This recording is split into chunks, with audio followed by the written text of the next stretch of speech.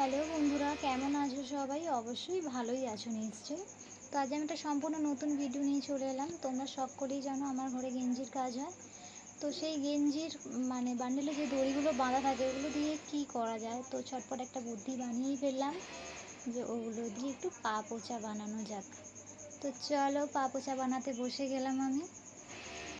ভিডিওটা অবশ্যই শেষ পর্যন্ত দেখবেন, আর যদি ভিডিওটা ভালো লাগে অবশ্যই সাবস্ক্রাইব করবেন, আর পাশে থাকা বেল আইকনটি অবশ্যই দাবিয়ে যাবেন যাতে আমার নেক্সট ভিডিও সবার আগে আপনাদের কাছেই পৌঁছায়।